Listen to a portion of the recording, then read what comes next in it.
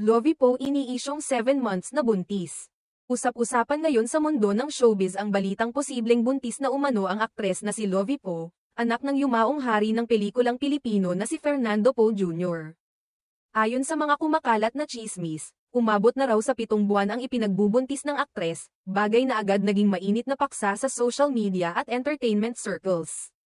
Kung sakali mang totoo, hindi na ito lubhang ikagugulat ng publiko dahil may asawa na si Lovie, at ito ay ang Hollywood-based film producer na si Monty Blanco. Ikinasal ang dalawa noong 2023 sa isang intimate ngunit eleganteng seremonya sa abroad, na dinaluhan ng piling kaibigan at kapamilya.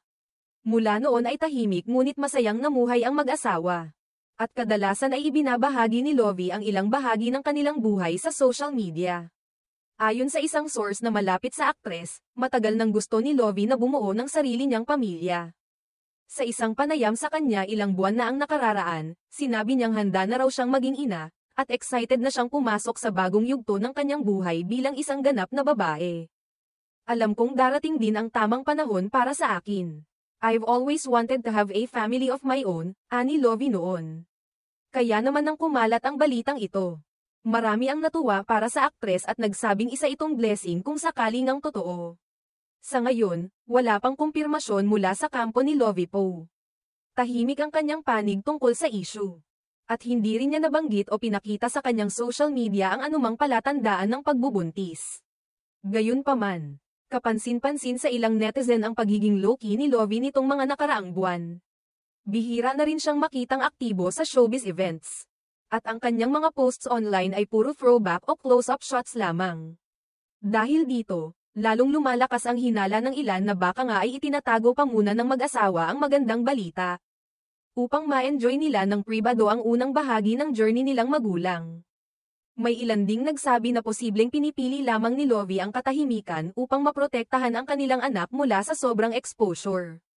Hindi rin may kakaila na malaking bagay ito para sa industriya ng entertainment, lalo't kilala si Lovie bilang isa sa mga pinakamahusay na aktres ng kanyang henerasyon.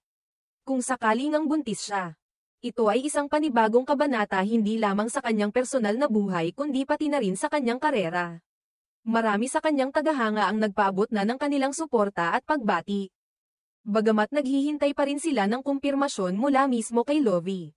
Anila, kung totoo man ang balita, tiyak na magiging isang mapagmahal at maasahang ina si Lovie. Batay na rin sa kanyang pagiging maalaga, responsable, at grounded bilang tao. Sa kabila ng mga espekulasyon, umaasa ang marami na anuman ang katotohanan sa likod ng tsismis.